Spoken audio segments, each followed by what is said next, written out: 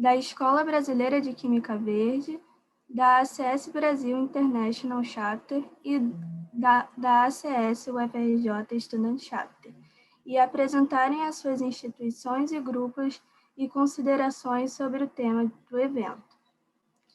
A primeira apresentação é da Escola de Química com o professor Eduardo Mack, diretor da Escola de Química.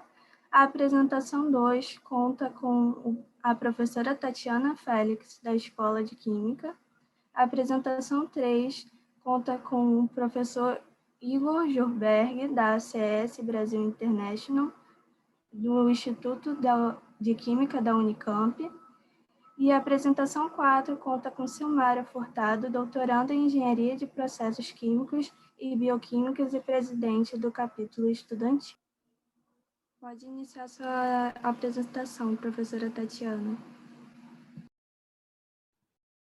Bom dia a todos. Vocês estão me escutando bem? Sim, professora. Perfeito. Vou falar um pouquinho sobre o prêmio, né? Que, na verdade, todo ano é feito pelo professor Estevam, mas como ele não pôde estar aqui hoje, por um imprevisto, ele pediu que eu falasse um pouquinho, né, sobre esse prêmio. Bem, primeiro, eu gostaria de dar as boas-vindas a todos os participantes, né, da oficina Ensino de Química Verde, do berço ao novo berço, né? Todo ano, a Escola Brasileira de Química Verde, ela promove esses encontros, né, para discutir assuntos envolvendo o ensino de Química Verde. E nesses encontros, a gente tem palestras, mesas redondas e apresentação de trabalho de alunos, né? E essas apresentações de trabalho de alunos, elas são avaliadas, né? E ao melhor trabalho apresentado, né, confere-se o prêmio Sucupira, né? Então, o prêmio, né, professor Arikner Sucupira, né, de incentivo à química, ele vem sendo conferido, né, ao melhor trabalho desde 2014, né? E aí, o professor Estevam deixou um pouquinho aqui, né, da vida do professor Sucupira, contando toda a sua trajetória. E aí eu vou resumir, né, para a gente não ficar aqui perdendo muito tempo falando sobre isso, né? O professor Sucupira, ele nasceu, né, numa comunidade, né, no Rio de Janeiro, mais precisamente em Botafogo, né? E desde muito novo ele já começou, né, a ajudar a sua mãe, né, com, digamos assim, né, a questão de sustento, né, da casa. E ele era uma criança muito inteligente, né, interessada nos conhecimentos, né, nos ensinos de um modo geral, e viu na química, né, se identificou e viu na química essa possibilidade de estar, então, crescendo, né, e dando uma vida melhor para a sua família, né, e para si próprio, né. Então, ele entrou, né, para a instituição, né, que no início era a Escola Nacional de Química, né, a antiga Universidade do Brasil, né, que hoje é a UFRJ, né, começou a fazer o curso, né, de Química lá, e logo no início ele começou a se destacar, e foi aos poucos, né, iniciando ajuda junto aos professores, né, e no último, mais para o final do curso, ele já estava ministrando aulas, né, substituindo professores, enfim, se destacando aí no ensino de Química, né. Obviamente, depois ele terminou o seu curso, né, e ingressou como professor, né, e ficou muitas décadas aí como professor na UFRJ, né, também ministrou aulas na Federal Fluminense, enfim, tem toda uma trajetória aí, né, no ensino de química bastante representativo, né, junto principalmente à instituição, né, que é onde o nosso chapter hoje representa, que é a Universidade Federal do Rio de Janeiro. Ele também atuou no Conselho Regional de Química, né, lá ele foi presidente, no Conselho Federal de Química, né, como conselheiro, na Associação Brasileira de Química, ele exerceu inúmeras funções também, né, então, teve aí uma trajetória muito expressiva, né, em todo esse âmbito da química no Brasil. Então, né, esse prêmio, né, que tem o nome de Arikner Rodrigues Sucupira, né, ele é uma homenagem aos grandes professores de química, né, do nosso tempo. E ele tem como principal objetivo, né, incentivar ou dar um suporte financeiro aos alunos que, de fato, têm, né, digamos assim, capacidade, ou que têm, né, um nível, né, ou se destacam na química, mas que não têm condições financeiras, às vezes, né, de alçar voos maiores. Né? Então, esse prêmio ele visa justamente premiar, né, esses alunos destaques, porém com, digamos assim, desafios financeiros, né, ou, enfim, econômicos a serem superados.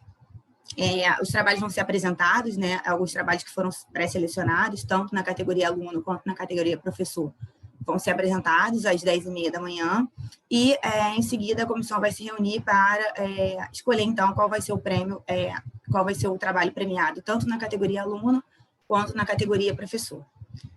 Ok? Então, era isso que eu tinha para falar para vocês, e retorno aí a palavra. Bom dia a todos. É um prazer para a Escola de Química apoiar e estar junto com vocês nesse workshop. É bastante interessante ver todo o esforço do grupo de vocês para motivar discussões importantes para a área da química, para a área do ensino da química. Eu vejo palestras, por exemplo, como o ensino experimental à distância, que é um grande desafio que nós estamos tentando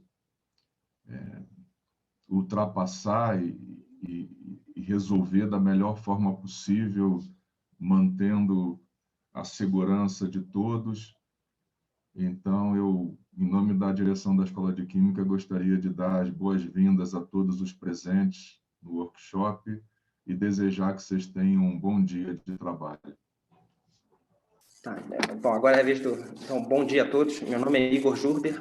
Para quem não me conhecem, eu sou o atual chair do ACS Chapter, o que é chamado pela ACS como Professional Chapter, né?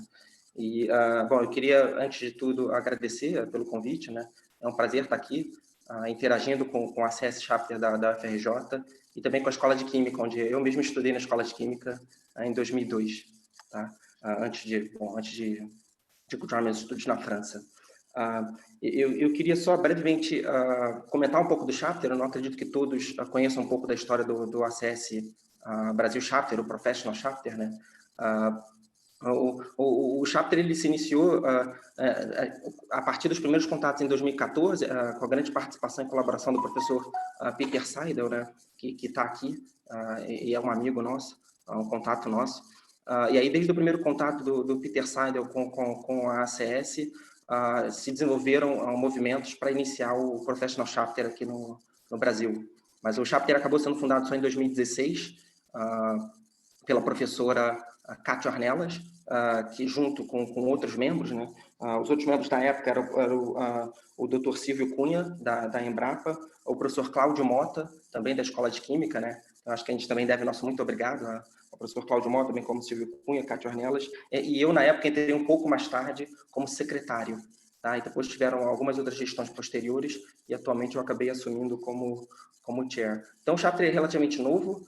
Em princípio, a gente tem eleições todo ano. A gente está tendo uma recentemente agora, né, que ainda está acontecendo até o final de semana. Aqueles que são membros da ACS, eu encorajo todos fortemente a votar. O voto é facultativo, mas encorajo todos fortemente a participar desse processo democrático, né? Bom, falar um pouco sobre, então, o papel do Chapter, né? Eu tenho na minha cabeça que talvez seja um pouco autoexplicativo, como qualquer sociedade de química, né? A gente é um braço da ACS aqui no Brasil, e como esse braço da ACS é só para facilitar realmente a execução das atividades aqui regionais, mas a gente caminha muito pelos ideais da ACS, né? Então, o princípio nós somos um braço da ACS. Então, a ideia do Chapter realmente é fazer atividades de difusão, atividades de educação, né, que ajudem as pessoas a se educar mais em química, e também proporcionar algumas oportunidades, tanto de intercâmbio, de eventos, né, participação de eventos. Então, existem alguns financiamentos, né, e até a oportunidade de carreira, eventualmente, até facilitando esse contato, né, entre candidatos e oportunidades de carreira. O Chapter é novo, então a gente ainda está no processo de estruturação, que às vezes acho que parece mais complicado do que as pessoas poderiam imaginar, né? Mas de pouquinho em pouquinho o Chapter tem se fortalecido, os membros da ACS no Brasil têm aumentado, né? E isso é uma coisa que a gente quer, né? Como toda comunidade química, a gente quer criar esses laços para ter uma comunidade bem forte, né? E vibrante, né? Que é isso que a gente almeja. Bom, o tema de Química Verde é um tema bastante atual, né? Eu acho que esse workshop ele é bastante ele é bastante atual, né? Ele já foi bastante atual há anos atrás e certamente continuará sendo atual nos anos que estão por vir, né? Hoje em dia, quando a gente pensa em fazer química, a gente tem que fazer essa química de maneira sustentável. Então, o tema de Química Verde é um tema que é muito pertinente, né? Então, com isso, eu queria, bom, desejar a todos um bom dia de trabalho, um bom dia de aprendizados, né? Agradecer novamente pelo convite, eu não vou me estender muito mais, tá? É um prazer estar aqui, muito obrigado. Ok. Bom, como eu disse, meu nome é Silmara, sou atual presidente do Chapter e eu vou apresentar algumas atividades que o Capítulo Estudantil tem desenvolvido durante a pandemia. Bom, para quem não conhece, a Sociedade Americana de Química, a ACS, é uma sociedade científica, é a maior sociedade científica do mundo e uma das principais fontes de informação em química e ciências relacionadas. Ela tem sede em Washington, nos Estados Unidos, e atualmente possui mais de 450 capítulos estudantis. 4 deles estão localizados no Brasil, na USP, na UFMG, na UFRJ e na Universidade Federal do Ceará.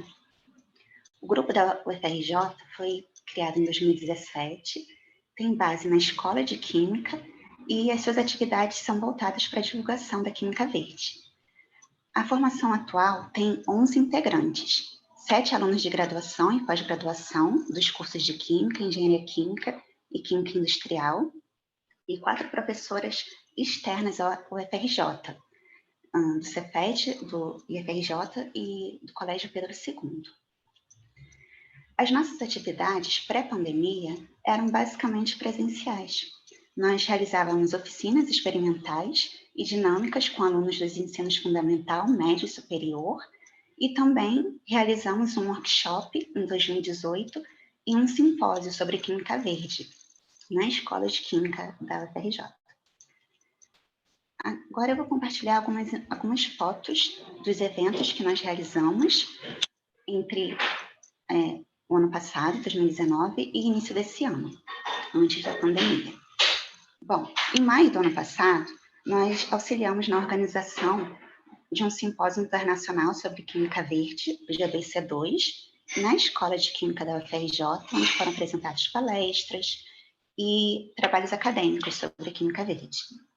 Em agosto, nós montamos um stand na Semana Acadêmica da Escola de Química e nós realizamos dinâmicas sobre análise do ciclo de vida, cálculo da pegada ecológica e fizemos uma parceria com o Circula CP, que é um grupo de extensão da UFRJ, coordenado pela professora Suzane Hoffmann, da Escola de Química.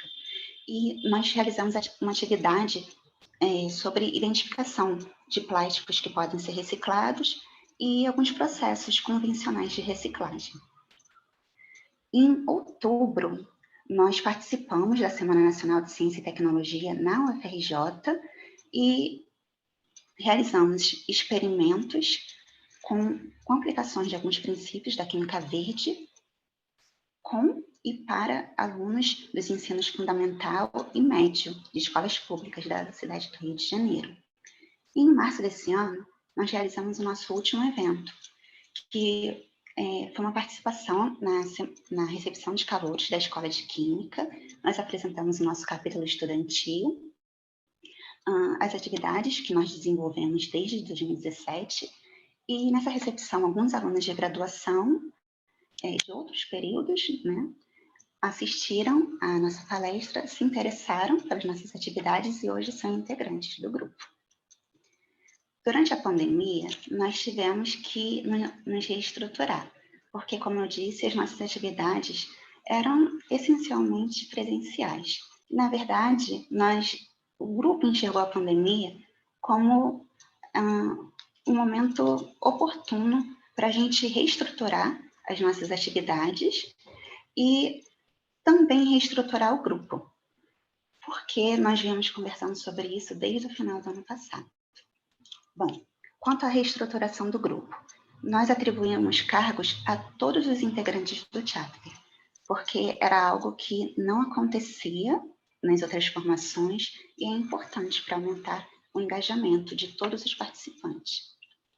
Então, além dos cargos oficiais, que são de orientador, coorientador, presidente, vice-presidente, secretário e tesoureiro, nós criamos uma diretoria de marketing, uma diretoria de projetos, uma diretoria de relações institucionais e uma diretoria de ensino. E participamos de uma capacitação em marketing promovida pelo AISH, da Escola de Química da UFRJ. Eles, entre abril e maio, realizaram uma capacitação para diversas iniciativas da UFRJ. 2 integrantes do chapter participaram e, posteriormente, compartilharam conhecimento com os integrantes do grupo, e foi um momento muito, foi uma atividade muito oportuna, porque o nosso grupo não tinha uma identidade visual, não tinha uma periodicidade para organização de conteúdos, de postagens em redes sociais. O nosso engajamento era bem baixo e, logo após a capacitação interna do grupo, nós começamos a colocar em prática o conhecimento e o compartilhamento das informações tem tido um bom engajamento, uma boa visibilidade por parte do nosso público. Nós participamos também em eventos promovidos pela CS e seus capítulos estudantis, como a National Meeting, que é um congresso que acontece todos os anos nos meses de março e agosto. Esse ano ele aconteceria em março na Filadélfia, presencialmente, né? Na Filadélfia, e em agosto em São Francisco. Rapidamente a CS reestruturou o formato para a modalidade online, e nós submetemos 2 trabalhos para esses dois congressos, né, em março e em agosto, sobre as atividades que nós desenvolvemos no ano passado, no GBC2, na Semana da Escola de Química e na Semana Nacional de Ciência e Tecnologia. Participamos de reuniões da CS, que foram os cafés virtuais do capítulo estudantil de Costa Rica e do ICS Social Distancing, que foram encontros com palestras e bate-papo sobre o tema apresentado com integrantes dos capítulos estudantis dos Estados Unidos e da América Latina. Em julho, nós participamos da Jornada de Divulgação Científica do chapter da UFMG. Foi uma excelente oportunidade para a gente aprender sobre divulgação científica. Era algo que a gente fazia por intuição. Nenhum integrante tinha parado para aprender sobre divulgação. E nesse evento, nós aprendemos do zero.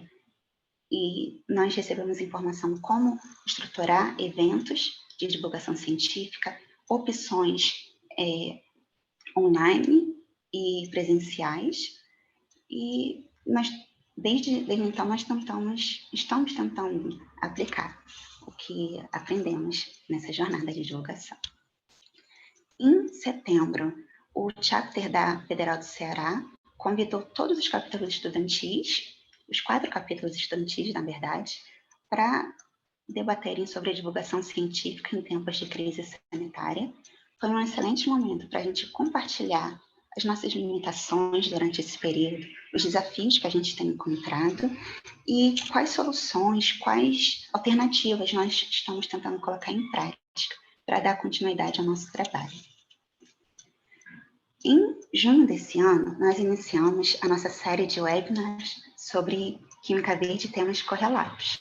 Essa série foi uma sugestão de integrantes do nosso capítulo estudantil, que no início da pandemia começaram a assistir lives, webinars, participaram de cursos online e não encontravam eventos específicos sobre a Química Verde. Então, em uma reunião, nós decidimos organizar essa série e tentar suprir essa lacuna, tanto de webinars quanto a organização de um curso específico sobre Química Verde. E no dia 8 de dezembro, nós vamos realizar o nosso último webinar desse ano. Retornamos em fevereiro do ano que vem, com um novo formato. E o último webinar, no dia 8 de dezembro, vai ser sobre polímeros verdes, com o Tiago Gomes, um doutor em ciência de polímeros, pelo IMA, UFRJ. Em julho, nós enviamos 2 vídeos produzidos pelo grupo para o Festival de Conhecimento da UFRJ. Um foi a gravação do nosso primeiro webinar com a professora Tatiana Félix sobre filosofia verde, e um segundo vídeo, que foi uma entrevista com o professor Estevão Freire sobre os desafios do ensino de Química Verde em cursos de graduação. Em agosto, o professor Peter sugeriu que nós iniciássemos um curso sobre conceitos básicos de Química Verde. Então, esse curso foi realizado entre agosto e início desse mês de novembro. Nós compartilhamos 6 aulas com os alunos, 3 ao vivo e 3 gravadas, 3 webinars gravados, sobre ética e sustentabilidade, bioeconomia, biocombustíveis no Brasil, análise do ciclo de vida, ensino de Química Verde e economia circular. Nós tivemos ótimos resultados com esse curso. Se eu não estou enganada, tivemos 17 concluintes e o feedback foi muito positivo. Tanto que, à tarde, às 2 horas, Rafael e eu vamos voltar e vamos apresentar uma palestra sobre mídias sociais, onde nós vamos, além de apresentar o nosso capítulo estudantil, vamos compartilhar informações sobre a estrutura dos webinars, do curso de Química Verde, os resultados que nós obtivemos, as observações sobre o curso, e que essas observações nos motivaram a dar continuidade a esses 2 formatos no ano que vem. E, por último, a nossa última atividade proposta desse ano foi a tutoria EAD para os calouros da Escola de Química durante esse PLE. Essa atividade foi uma sugestão do professor Estevão. Ele é co-orientador do nosso capítulo estudantil, e durante o PLE, alguns projetos foram apresentados, na verdade, por professores da Escola de Química e iniciativas também da Escola de Química, para compartilhar informações, temas extras às disciplinas que os alunos teriam regularmente durante o PLE. Então, o chapter enviou o projeto Esverdeamento do Processo de Produção de PVC. 4 calouros se interessaram pelo projeto. Então, entre setembro e outubro, nós apresentamos aulas teóricas sobre sustentabilidade, histórico da Química Verde, seus princípios, aplicações, e os alunos tiveram uma oportunidade de desenvolver esse projeto, buscar referências na literatura, apresentar sugestões de aplicações dos princípios para esverdear o processo de produção do PVC, e essa experiência foi muito enriquecedora para o grupo. Nós conseguimos apresentar de uma forma mais leve para os alunos do primeiro período, e tivemos um resultado muito positivo, tanto que pretendemos dar continuidade em 2020 a esse projeto, né? Em 2020/1 e 2020/2. Bom, essas foram as nossas principais atividades.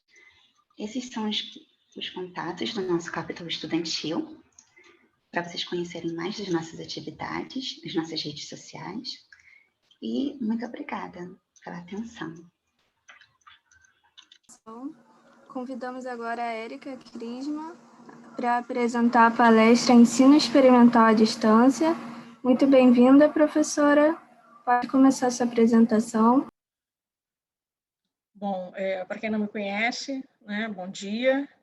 Eu sou Érica Cristina Aston Nunes Crisman, sou química industrial pela Universidade Federal Fluminense. Eu sou doutora em síntese orgânica e professora titular e chefe do Departamento de Processos Orgânicos na Escola de Química do UFRJ. Também coordenadora do Dopolab, esse laboratório está aqui embaixo, situado no CT2, no bloco 4. Eu fui convidada para apresentar as experiências que nós temos desenvolvido na Escola de Química em termos de ensino experimental à distância. E acho que, obviamente, essa possibilidade só surgiu a partir do momento no qual nós nos vimos com essa pandemia, né, do Covid-19 instalada, resultando, então, numa necessidade de impetrarmos um isolamento social. Como, então, nós poderíamos atender os nossos alunos mediante essa nova realidade. Foi, então, viabilizado toda a questão de ensino remoto e o que nós tínhamos, né, como um grande desafio seria exatamente a questão de como conduzir uma atividade experimental à distância, visto que é uma atividade essencialmente presencial, e como, então, nós poderíamos transpor essa possibilidade com o menor impacto possível para o aluno, poder acompanhar isso de uma forma remota. Então, a sugestão que foi feita é a que eu vou mostrar para vocês. Isso é uma disciplina de graduação, tá? Então, assim, também. E a sugestão que foi feita foi utilizar-se de metodologias ativas. Essas metodologias ativas, elas poderiam auxiliar no estabelecimento de objetivos para se tentar conduzir essa atividade, fornecer para a gente um caminho desse processo de ensino e de aprendizagem, onde nós iríamos reorganizar, rever o papel do professor e do aluno sobre essa realidade. E algumas metodologias ativas realmente vêm facilitando em muito esse aprendizado de forma remota, onde nós damos um certo empoderamento ao aluno, onde ele assume, sem dúvida nenhuma, muito mais responsabilidade nessa dinâmica do ensino e precisa apresentar uma proatividade na busca desse aprendizado, né? E, consequentemente, para efeito experimental, na busca de uma solução para esse entendimento, para esse ensinamento. Então, aqui fiz um esquema para elucidar essa realidade, né? Nós temos, então, o aluno como centro de ensino e aprendizagem e nós fornecemos, então, autonomia a ele para aprender esses tópicos, para buscar a informação, estimulando sempre que haja uma reflexão sobre o assunto e sobre as informações que ele consegue por essa via. Ele, então, precisa fazer a formulação, né, para que haja um entendimento do problema que ele quer atacar. Há um trabalho muito grande de equipe entre outros alunos, fazendo grupos, para que haja, então, a discussão, né, e essa reflexão possa ser, então, mais bem estimulada. Né? Sem dúvida nenhuma, isso promove uma mudança de comportamento e eles são forçados a criar, a inovar a sua forma de ver e as suas propostas também se tornam necessárias, esse desprendimento, esse comportamento novo. E o professor, ele atua muito mais como um mediador, como um facilitador e até mesmo um provocador aos alunos com relação a todo o conteúdo e todas esse problema, né, todas as dificuldades que são encontradas ao longo do trâmite. Assim, as etapas que nós resolvemos atacar é trabalhar com o ensino por projetos, no âmbito da tecnologia orgânica experimental. Nós fizemos, então, uma inicial formação de equipe, então a turma foi dividida em grupos, houve a necessidade de identificação do problema que seria abordado em cada um desses projetos, foi feita uma busca bibliográfica para avaliação das alternativas existentes para tentar resolver esse problema, foi escolhida a seleção de alternativa mais viável, né? E aí, nesta hora, obviamente, houve um alerta, né? Uma tentativa de se pensar um pouco na questão dos princípios de química verde, para a opção dessa alternativa pudesse haver esse tipo de comprometimento. Escolhida essa alternativa viável, foi feita a identificação das variáveis e as faixas de estudo que seriam adequadas se fosse conduzido um trabalho experimental. E o que nós fizemos, então, para simular essa atividade experimental foi modelar, né, fornecer ao aluno um Excel com um modelo daquela realidade, com as informações contidas na literatura, e ele, então, promovia com aquela inserção de dados, né, sem ver o modelo, né, porque estaria excluso, né, obscurecido essa informação, ele botaria as variáveis nas suas condições e conseguiria otimizar esse processo. Com esse processo otimizado, ele procede, então, ao Scalab, e avalia a possibilidade, né, o que deveria ser feito com os efluentes gerados e a possibilidade de haver reciclos, de haver toda uma economia circular do processo. É lógico que eu vou ressaltar alguns dos itens que eu acho que é importante, que foram justamente norteadores e até esses que foram provocados aos alunos, para que vocês possam entender como é que foi esse andamento melhor. A questão da avaliação de alternativas, né, foi feito como se fosse realmente colocar numa balança uma avaliação entre as vantagens e desvantagens de cada método. Eu cito aqui, obviamente, algumas opções, mas, obviamente, foram muitas outras variáveis, muitas outras situações que foram abordadas, e se colocou, então, na balança para a decisão de qual alternativa que pareceria ser o quê? A mais viável dentre as várias opções que foram identificadas na literatura. Após isso, né, é feito, então, uma proposição, uma aplicação com as premissas de planejamento de experimentos, que ajuda nessa ordenação do pensamento para a execução dos experimentos propostos, mesmo que de forma, como eu falei com vocês, virtual. Então, nós provocamos o aluno a pensar o que ele deve fazer, como ele deve fazer, quais são as metodologias, e aí avaliando toda essa questão de possibilidade de uso de solventes, de reagentes que possam ser menos tóxicos, que haja possibilidade de reciclos, de reusos, de matéria-prima renovável, enfim, tudo em foco para atingir o objetivo que ele pré-estabeleceu. No planejamento de experimentos, nós, então, identificamos essas modelagens, né? Identificamos e variamos e modelamos essas variáveis identificadas de um processo através de um conhecimento que nós chamamos de Chemical Insight, que seria justamente o conhecimento químico sobre o processo. Se utiliza de conceitos estatísticos e de qualidade, né, como o ciclo PDCA, para poder impetrar os alunos com um raciocínio lógico para que ele possa olhar esse processo de uma forma mais holística e mais detalhada também, para gerar os seus modelos. Então, vou abrir aqui a questão de processos. A visão específica de processos, ele vai justamente olhar que fatores podem ser controlados e que fatores ele não tem como controlar dentro das condições que ele tem vivenciando essa realidade remota.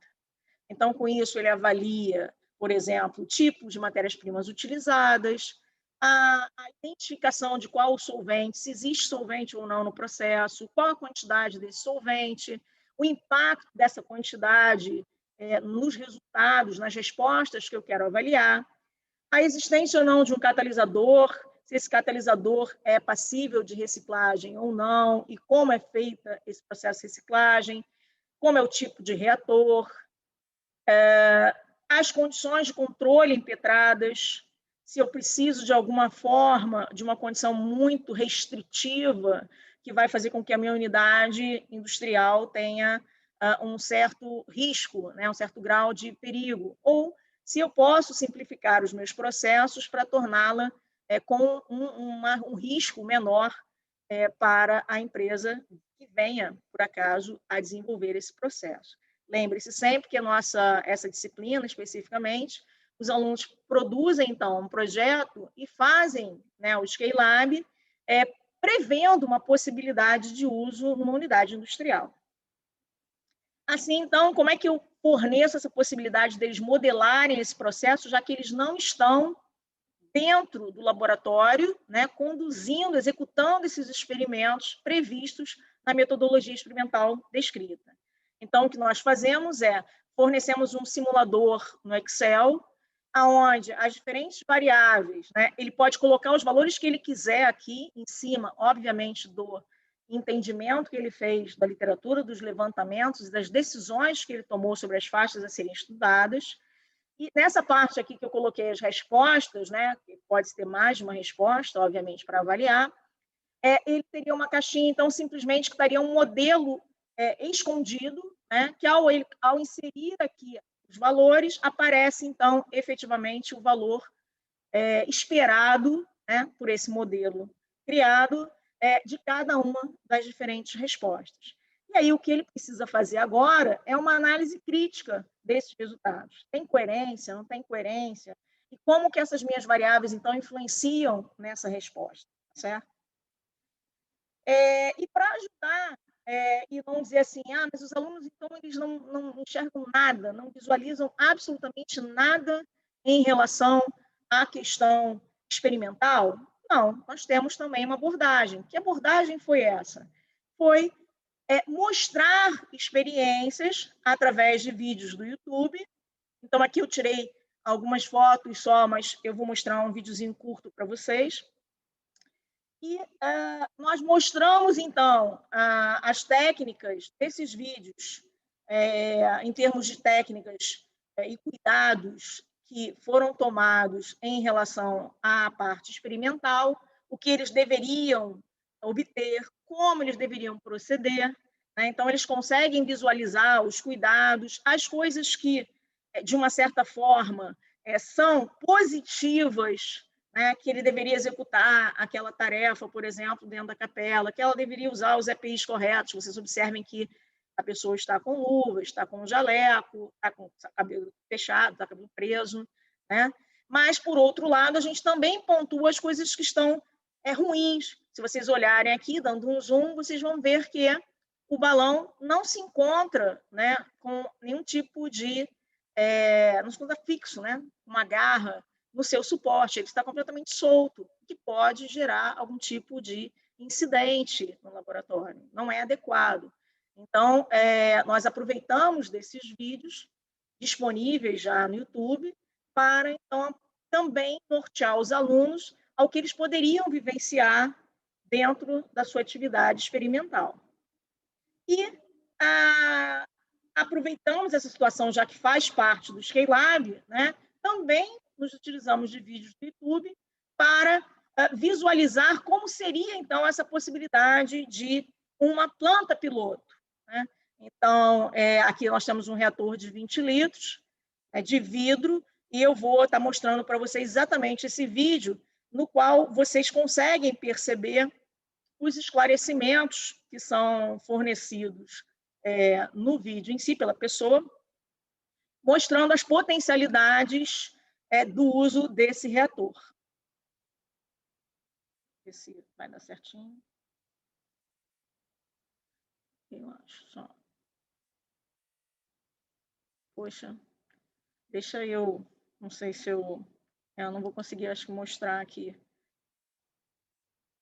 Bom, vou ficar devendo. Mas se vocês quiserem aqui, né, como eu falei, tem aqui a fonte, né? Lógico que aqui o vídeo está completo, mas no meu, especificamente, eu reduzi, né, justamente para a aula, a etapa que eu achei relevante, né, mostrando como é feito todo o encaminhamento, por que dessas pás, né, como é que é feito essas pás, as pessoas poderem entender a questão de ter um reator desse tipo, né, e você visualizar, é muito interessante para o acompanhamento do aluno, né, e ele entender que não há, em uma situação dessa, né, o verter que teria dentro de uma unidade laboratorial, né, e numa escala dessa já superior de Scalab, nós temos, então, a saída ao fundo desse material. E aí eu mostro, né, para vocês um registro, no caso de um grupo que apresentou esse tipo de abordagem. Obviamente, eu escolhi o grupo que eu percebi que teve viés mais próximo, né, de química verde, para que vocês pudessem visualizar e entender essa nossa preocupação, que foi o desenvolvimento de uma linha de sabões a partir de óleo de cozinha, né, usado, e associado a isso, para a questão de odorização desse sabão, estava sendo proposta a extração de óleos essenciais de resíduo alimentício proveniente de fabricação industrial de suco de frutas.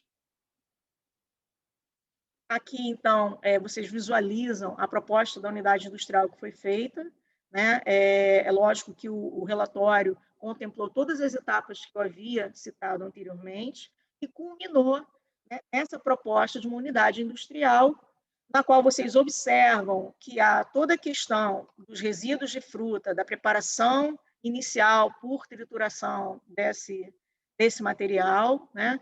Ele sendo misturado com a inserção do etanol. Observem que há toda a preocupação de, ao retirar esses produtos, né, o resíduo de bagaço, né, ser transportado para compostagem, né, você ter a possibilidade de recuperação de etanol para que haja um reciclo no processo, né, e aqui a obtenção, né, do óleo que vai fazer, então, essa questão da odorização. Então, essa etapa é a obtenção desse óleo essencial. E a segunda etapa posterior de produção, efetivamente, do sabão, onde também tem aqui a inserção daquele óleo essencial produzido, né, e a formação, efetivamente, do sabão com separação da glicerina comercial. Então, essa glicerina seria também um dos efluentes, o qual eu, então, procedi para vocês a explicação, né, do grupo em termos desse tratamento desse efluente específico, né, para que ele pudesse ser, então, também disponibilizado como um produto comercial e, de uma certa forma, a questão de toda a avaliação de viabilidade desse processo, com sugestão de pontos de coleta de óleo usado, estímulos de incentivos fiscais para isso, a questão do impacto que poderia ser gerado com essa proposta, certo? E aí, então, eu acho que com isso eu consegui mostrar para vocês um pouco do que nós conseguimos fazer em termos de proposta de ensino de atividades experimentais em ensino remoto. Agradeço a todos, né, pela essa oportunidade, coloco à disposição o laboratório, né, aqui nós temos o site, né, e até temos um vídeo de comemoração, porque nós fizemos 15 anos agora esse ano, né, e me coloco à disposição para tirar qualquer tipo de dúvida. Tá bom? Muito obrigada. Obrigada, professora Érica, pela sua apresentação, pela sua disponibilidade. Agora começamos a nossa sessão de perguntas. Fiquem à vontade para ligar seu microfone, se vocês se sentirem confortáveis, ou escrever no chat qualquer pergunta que vocês tiverem. Temos uma pergunta da Rafaela Nascimento.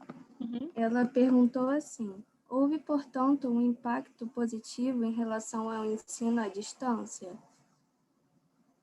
Olha só, Rafaela, na realidade, né, eu acho que foi uma possibilidade que nós tivemos para que os alunos perdessem o mínimo possível, né, do que nós esperávamos da disciplina, né, de forma que a gente, então, minimizasse, né, a questão desses impactos que pudessem ser gerados pela perda dessa atividade presencial, né? Então, com isso, foi uma alternativa que nós encontramos, que nós achamos que houve, né, o objetivo da disciplina foi atendido, né? E o impacto que poderia ser gerado com relação à questão das atividades presenciais essenciais em termos experimentais foi minimizado através dessa utilização desses vídeos com o levantamento de particularidades em relação a isso, certo?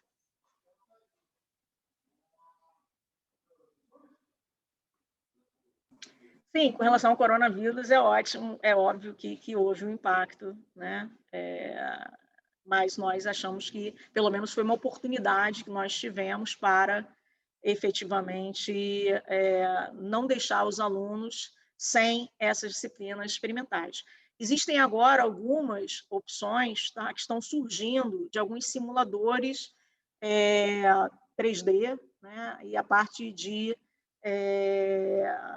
possibilidades mais futuristas, vamos dizer assim, mas ainda demanda um pouco mais de tempo para essa realidade virtual se tornar acessível a todos, certo? Mas isso eu acho que é o futuro e a gente deve estar esperando um pouquinho mais ainda para acontecer, tá bom?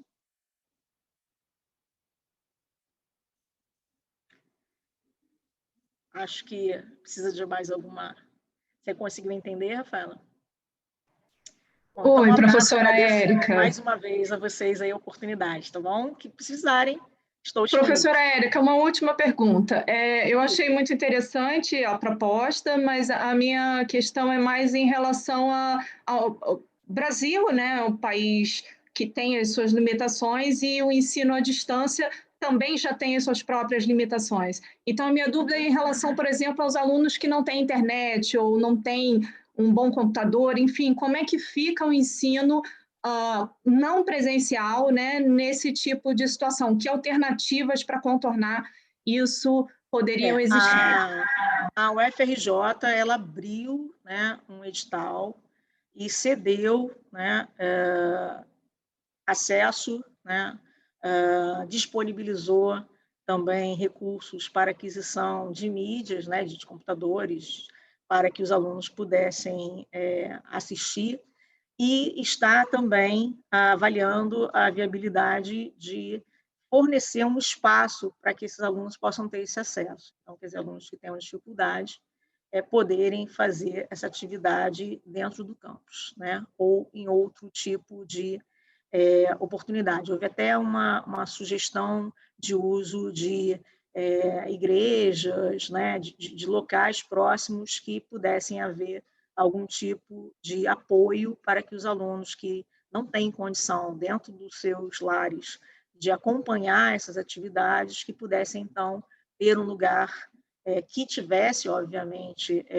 segurança em termos de distanciamento social, mas que eles pudessem ter acesso a esse material.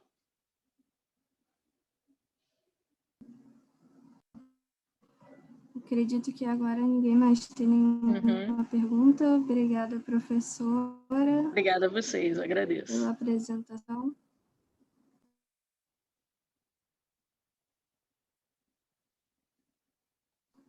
Agora eu convido o professor Carlos André Vaz Júnior para apresentar a palestra Implantando uma Cultura de Segurança. Obrigada, professor, pela sua presença. Seja bem-vindo. Obrigado, bom dia.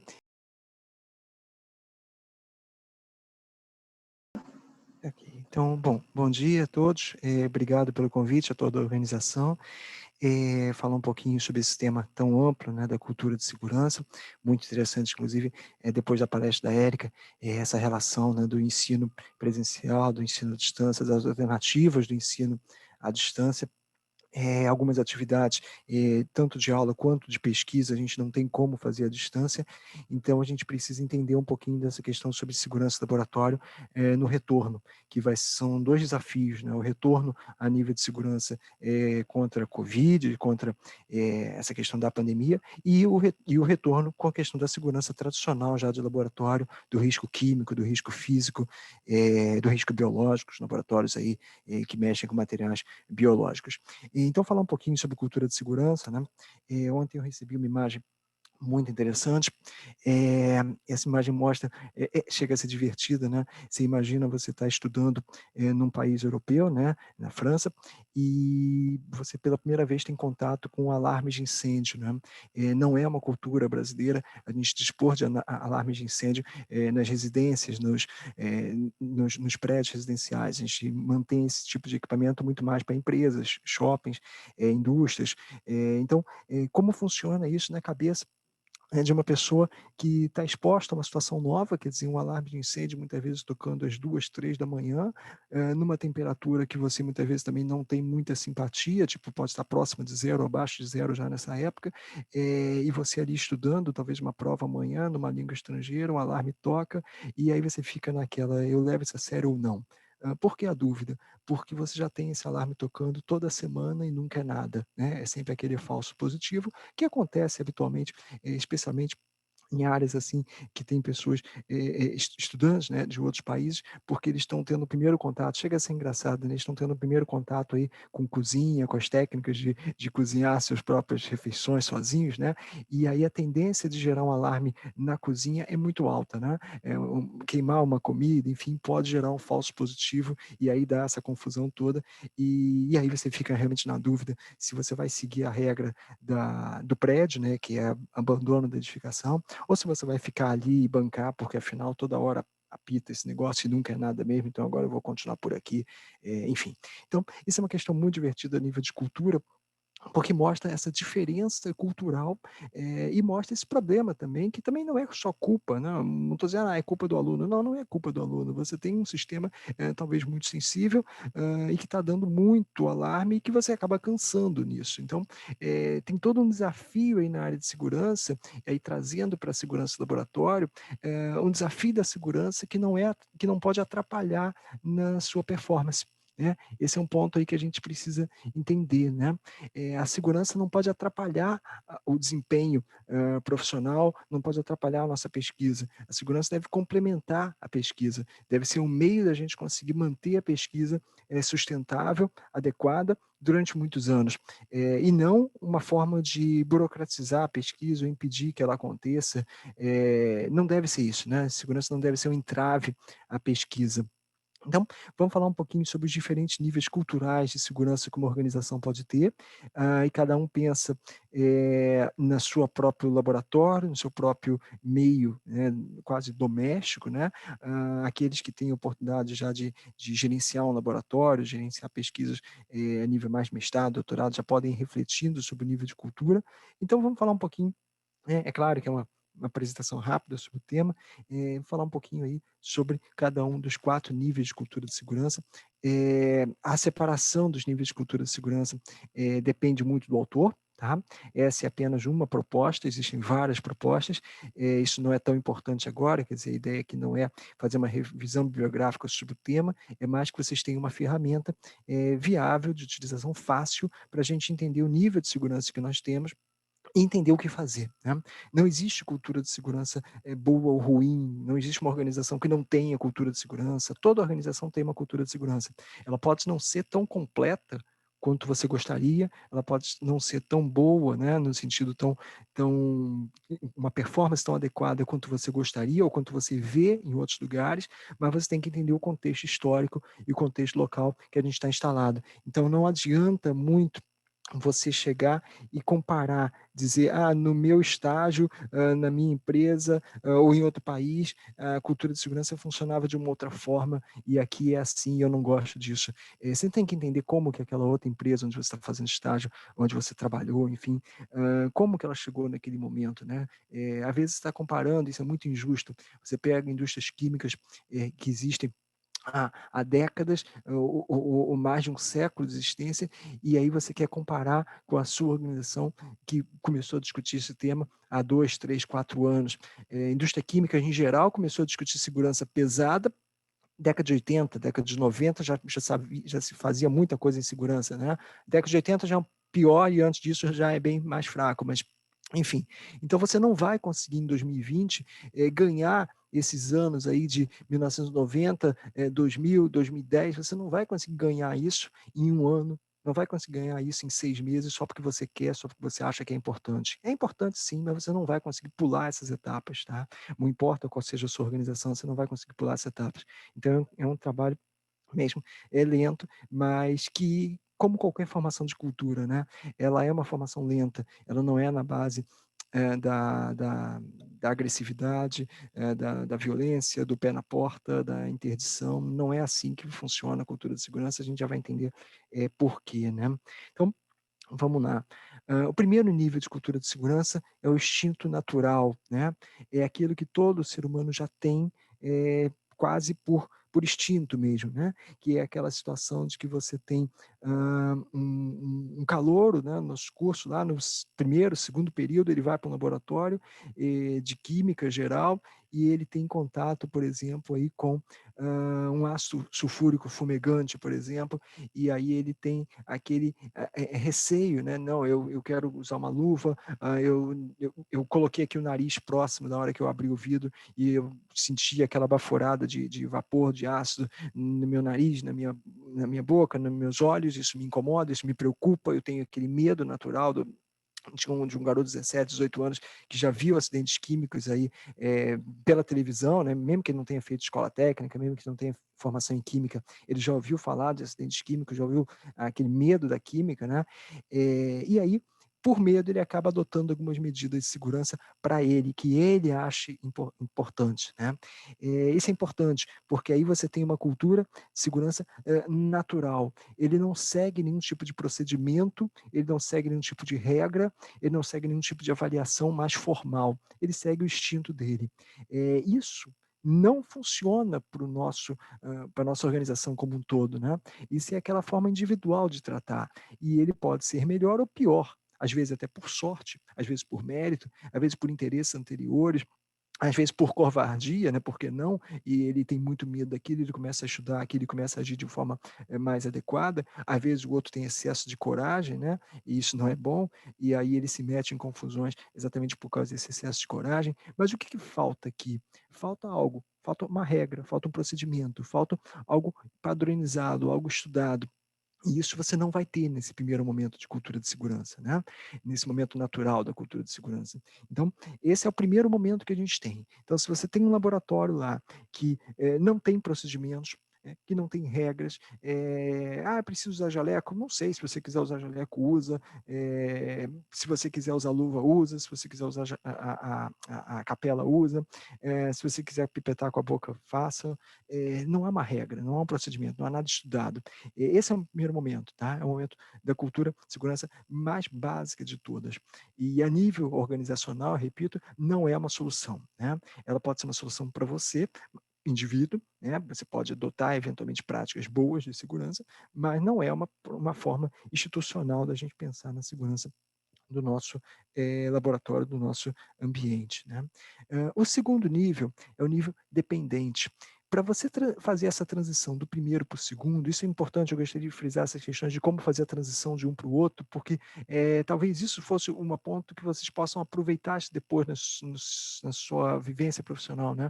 Legal, eu tenho um diagnóstico, mas que daí? O que eu faço com esse diagnóstico? Então vamos lá, como é que eu mudo do natural para o dependente? A primeira coisa que você precisa mudar do natural para o dependente é existir o procedimento, é existir a regra, é existir o checklist, é existir a análise, é ter a avaliação, enfim, é ter algo que você possa dizer, ok, se eu cumprir isso, eu estou fazendo a coisa de forma mais segura. Então, essa é a transição do natural para o dependente. A partir do momento que eu tenho um roteiro da minha prática, ele pode ser melhor ou pior, ok? Você pode dizer, cara, eu tenho um roteiro de prática, sim, mas esse roteiro não tem nenhum alerta de segurança, esse roteiro não detalha, por exemplo, utilizações de EPCs, equipamentos de proteção coletiva, não detalha a utilização de EPIs, né, equipamentos de proteção individual, esse roteiro não discute eventuais problemas, por exemplo, eu coloco ácido na água ou água no ácido. Esse roteiro discute isso ou coloca lá, primeiro passo, faça isso, segundo passo, faça isso. E se eu inverter os passos, tem algum risco? Tem algum problema? Ou é meramente uma opção? Eu posso fazer a ordem que eu quiser, não faz diferença, né? Então, o roteiro discute isso. O roteiro diz lá, usar ácido forte. Ele discute qual ácido forte eu tenho que usar, serve qualquer um, ou foi projetado para usar só, sei lá, ácido clorídrico, só usar ácido fúrico. Enfim, então existem roteiros melhores, existem roteiros piores. Mas vamos lá, nós estamos indo aos poucos. Nós saímos de uma situação que você não tinha um roteiro, né? Que você tinha uma coisa decorada, que você tinha uma coisa aprendida, mas não formal, para uma situação segunda agora de dependente, onde você tem um roteiro, você já tem algo estabelecido. E aí, obviamente, que a gente pode depois pensar em melhorar esses roteiros, em padronizar esses roteiros de forma mais adequada em termos de segurança, para que eles se adequem não só à nossa prática química, né, ao nosso experimento, seja ele a nível de aula de graduação, seja ele a nível de pesquisa, mas também a nível de segurança. Né? Só que o dependente, por que ele se chama dependente? Porque eu só sigo o roteiro, eu só sigo o procedimento se você me obrigar. Se você vier me fiscalizar. É nesse sentido que a gente chama de cultura dependente. Né?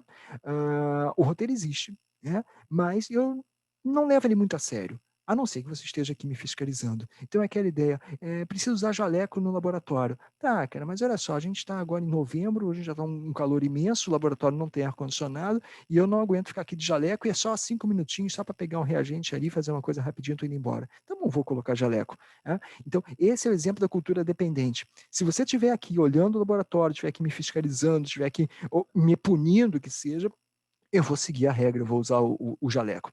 Vou usar a capela, vou usar essas coisas todas. Se você não estiver aqui, eu vou fazer de uma outra forma, de uma forma mais rápida, de forma mais prática, que eu não vejo o menor problema em fazê-lo. Né? Então, esse é o problema da cultura dependente. Ele depende, né, como o próprio nome diz, de alguém fiscalizar a pessoa que está executando a tarefa. E isso precisa ser feito de uma forma muito complexa, né? Porque você não pode basear a segurança só na punição. Né? Por quê? Porque se o cara acha, por que eu uso jaleco? Para não ser punido.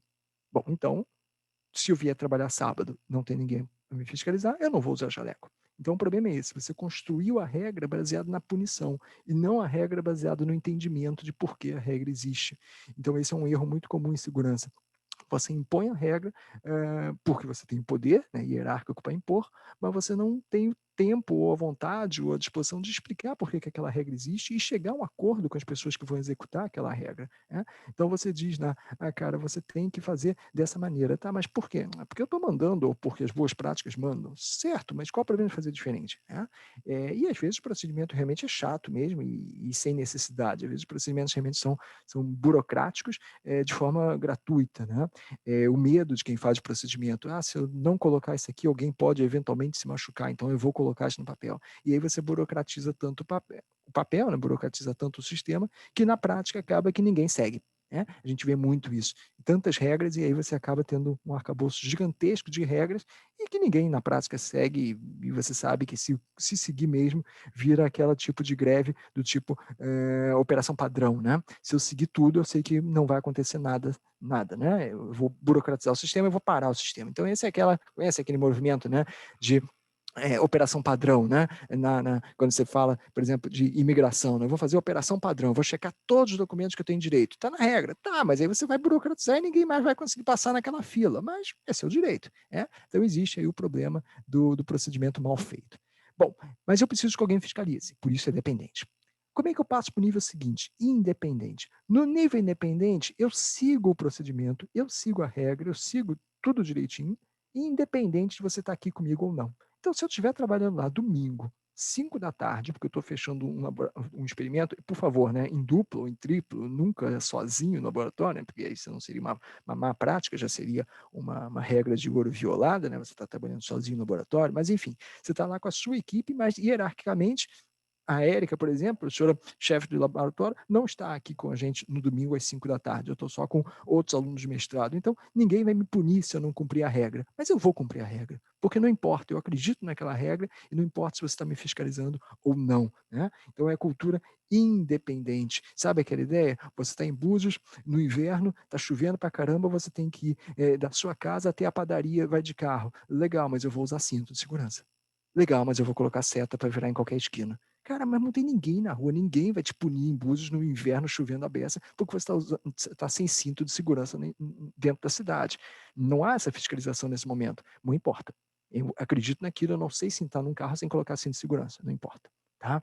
Então, esse é o exemplo de cultura independente. Ele depende do teu procedimento, tá? Por favor, não dá para você pular do natural para o independente, né? Você precisa do procedimento, mas ele não depende mais da fiscalização, da punição. Ele funciona por si só. É uma cultura independente, tá bom?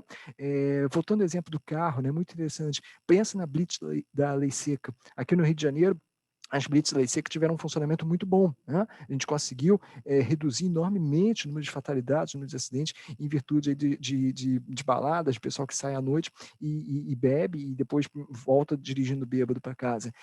A blitz da lei seca realmente foi uma coisa que reduziu fortemente. No Rio funcionou bastante. Mas vamos nós, ela é dependente ou independente? Ela é dependente. Né? Se você só deixou de beber e dirigir porque você tem medo de ser preso na blitz, então você está desenvolvendo uma cultura de segurança dependente. Ela funciona, sim, desde que você tenha dinheiro para manter a blitz na rua, ok? Isso ainda não é o independente. O independente é aquilo que eu já te falei, né? Eu uso cinto de segurança, mesmo que não tenha ninguém na rua, mesmo que ninguém vai me punir. Eu não bebo e dirijo, não importa se vai ter blitz ou não tem blitz, é porque eu não aceito a ideia de beber e dirigir, tá? Então existe essa diferença clara do nível dependente para o nível independente. Agora, vamos lá. E o último nível, né? O último nível é raríssimo da gente ter em uma empresa real, né? É muito difícil. Interdependente. Qual a ideia do interdependente? O interdependente é aquele. Vamos lá, vamos pensar na direção antes da gente voltar para os laboratórios. Pensa numa situação que você tem lá um happy hour da empresa, né? Uma festa de final de ano da empresa, né? Esse ano não, porque a gente está enrolado, mas enfim, nos outros anos você teria uma festa de laboratório da empresa. E aí? Bom, aí você serviu algumas cervejas, alguma coisa assim, você não vai beber, porque você veio de carro, mas o colega vai beber umas cervejas, um uísque, um vinho, o que for, não importa, e vai dirigir depois. Isso é problema meu? Para o independente, não. O independente, cara, eu não bebo e dirijo, não importa. Não importa que tem blitz, não tem blitz, eu não faço isso. Mas se o colega do lado quiser fazê-lo, e eu não vou andar no carro dele, é um problema dele. Eu não tenho nada a ver com isso, né? No interdependente não é bem assim. No interdependente eu não faço e eu exijo que você também não faça. Eu viro um fiscal interno, né? Então eu quero que usar jaleco no laboratório, eu quero usar sapato fechado no laboratório, e eu quero que você faça o mesmo, né? Ah, mas é o meu pé, é o meu braço, não importa, né? Se eu sigo a regra, você segue a regra. E é um padrão nosso, a gente vai todo mundo trabalhar dentro da regra. Isso é um padrão interdependente. Isso pode dar um grave problema, tá? Você pode estar pensando, cara, isso é fascinante, isso é uma coisa impressionante, isso vai revolucionar a nossa segurança no nosso laboratório. Sim, mas você também pode estar criando uma caça às bruxas, né? Sabe aquele exemplo da empresa onde todo mundo no final do mês tem que apresentar um relatório, sei lá, de 2, 3, 4, 5, 10 anotações de irregularidades que viu ao longo do mês, né? Quer dizer, eu vi lá fulaninho, a Érica subiu ali a escada da escola de química falando no celular. Eu vou fazer uma anotaçãozinha aqui de comportamento indevido. Aí a Érica, né, viu aqui o Carlos André também andando, descendo a escada sem segurar no corrimão. Então ela já ganhou um pontinho lá porque ela fez essa anotação. Então isso começa a ser um caça às bruxas, né? E se você tem maior simpatia com a pessoa, porra, a Érica é gente fina e tal, eu não vou falar nada, não vou anotar nada não, porque legal, né? Mas aqui da outra pessoa eu não gosto, eu vou anotar, né?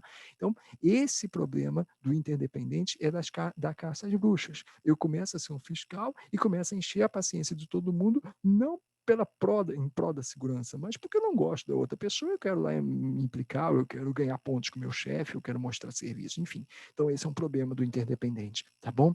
Então, é uma passagem, que fique claro, uma passagem do nível natural para o nível dependente, uma passagem do dependente para o independente, uma passagem do independente para o interdependente, são, isso, números de empresa, tá? Não estou falando nem de instituição de ensino pública, falando de empresas, sim, de carteira assinada, onde tem uma hierarquia bem clara, onde tem uma punição muito clara ali, se você não seguir a regra do jogo. Quanto tempo a gente leva para fazer de um nível para o outro? No mínimo 2 anos. Você não consegue, mesmo numa empresa, tá, fazer isso mais rápido. Você precisa de pelo menos 2 anos para fazer uma empresa que vem da cultura dependente, ou seja, ideia blitz lei seca, virar uma independente.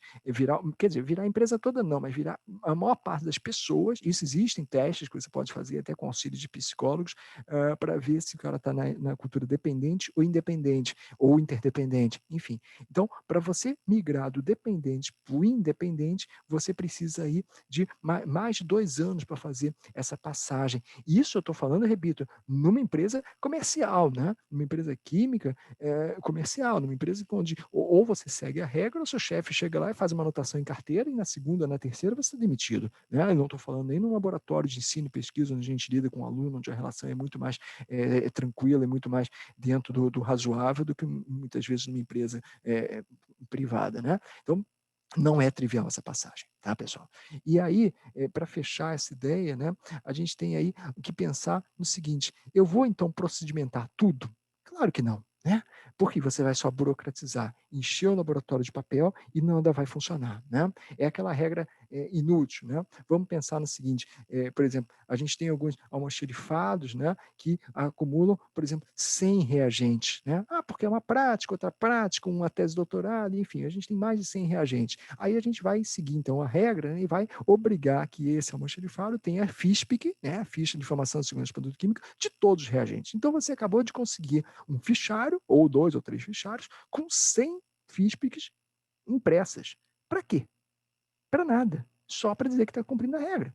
Entendeu o ponto? Então, essa é uma coisa que você tem que entender. Não é procedimentar tudo, não é criar regra para tudo. Quando é que eu crio regra? Quando existe um risco real. E quando é que existe um risco real? Quando a minha análise mostra que existe um risco real. Né? É lógico que eu tenho muito mais rigor e muito mais regras. Se você chegar para mim, eu quero instalar uma casa de gases para colocar 5 cilindros de hidrogênio. Pô, legal, eu quero uma análise de risco detalhada, eu quero um planejamento da instalação elétrica em volta, tudo direitinho, beleza. Cara, eu quero colocar 1 cilindro de nitrogênio. Cara, olha só, existe um risco de pressão? Existe. Mas a minha regra, o meu rigor técnico para a instalação de 1 cilindro de nitrogênio, ele é menor do que o meu rigor técnico para a instalação de 5 cilindros de hidrogênio. Tá bom? Mas você está levando pouco a sério uma regra? Não, eu estou simplesmente gerenciando a segurança baseada em risco, ok? Porque senão eu fico criando regras, burocratizando processos, inviabilizando pessoas de trabalharem, pesquisarem, que seja, em troca de nada, sem nenhum ganho efetivo. Né? Então, esse é um ponto que eu quero que vocês entendam. Então, quando a gente fala do natural, para o dependente, para o independente, você fica, então tem que criar regra, tem que criar procedimento. Por parte. Crie primeiro para aquilo que realmente pode, literalmente, te matar. Depois a gente vai afinando e vai, enfim, verificando coisinhas mais finas. Mas, num primeiro momento, foca naquilo que é o problema real para você.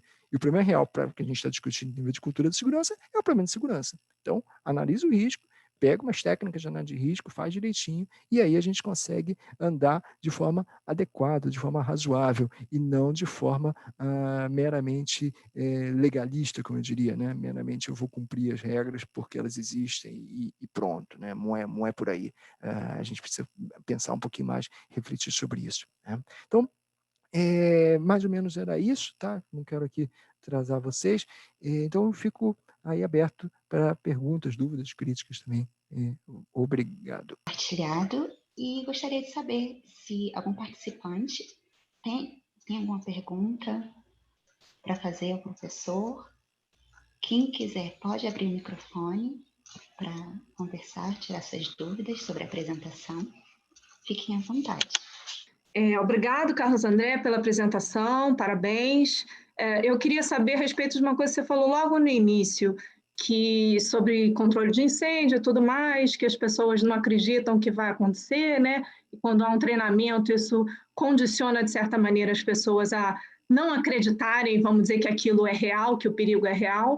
Então, eu queria saber, em relação ao Brasil, você acha, qual a sua avaliação? Você acha que é uma questão mais cultural, né, do brasileiro desacreditar, né, dessas coisas, ou que tem a ver com nós termos, talvez, em cidades como Rio de Janeiro, menos ocorrências de incêndio e acidentes de grande porte? Oi, Rafaela, obrigado aí. Rafaela, eu acho que é exatamente esse ponto que você terminou, né, a pergunta, eu acho que é exatamente esse ponto. A gente deu sorte a nível de país, né, de a gente ser um país, por exemplo, sem eventos naturais, por exemplo, terremotos, furacões. Se você pegar, por exemplo, o Corpo de Bombeiros chileno, ele se desenvolveu muito e é um dos melhores sistemas de bombeiros do mundo, né, para resgate em terremotos, por uma necessidade natural, não é por opção, existe uma necessidade natural, eles têm, infelizmente, dinheiro para bancar, né? Digo isso porque o mesmo terremoto que atinge o Chile, que atinge o Haiti, a gente sabe que no Haiti é muito mais catastrófico no Chile, por mesma intensidade, infelizmente, né? Então, acho que tem muito isso, tá? A gente não tem essa cultura desde criancinha de treinar para terremotos, para treinar para furacão, para treinar para esse tipo de eventos. E aí começa a colocar essa questão. Como os incêndios são raros, né? Incêndios em edificações eles são bastante raros, até que ponto existe essa necessidade de fazer esse treinamento, né? Então, infelizmente, eu acho que é muito por aí, tá? É claro que, se parar para pensar, o nosso legislador também não ajuda, né? Porque os nossos códigos de incêndio também não prezam pela questão dos treinamentos, pela questão dos alarmes.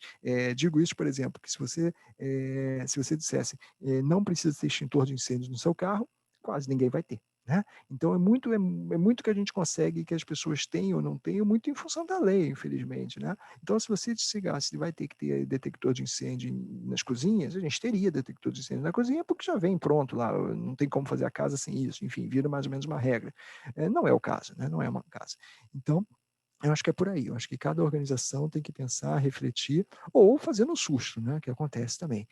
Passou por um susto, ouviu o outro passar por um susto. A gente está discutindo muito na UFRJ nesse momento a questão, por exemplo, do hospital universitário, né? Porque a gente já passou 2 sustos aí em hospitais no Rio de Janeiro. Então você vê o vizinho e aí você corre atrás para colocar a tranca antes que seja a sua porta, né? Eu acho que acaba muito acontecendo dessa maneira, infelizmente, né? Você precisa, ou você sofreu o problema, ou você vê um vizinho próximo sofrer um problema e você é bastante sensível a isso. A gente já teve na escola de química vizinhos, né, não da própria escola, mas vizinhos tendo problemas de acidentes químicos, e aí houve uma certa preocupação, mas enfim. Então, move-se mais ou menos por aí, Rafaela. Não sei se era mais ou menos isso que você tinha pensado, mas eu acho que você tem toda a razão. Como a gente tem uma sorte, né, de ter um país com desastres naturais mais raros, no sentido que, ok, você tem alagamentos, você tem desmoronamentos gravíssimos, mas a nível de furacão e terremoto que atingem ambientes urbanos altamente densos, né, como Rio, São Paulo, Belo Horizonte, Salvador, enfim, a gente não tem registro desse tipo de eventos significativos e a gente acaba afrouxando muito essa cultura de segurança doméstica, né, infelizmente, né.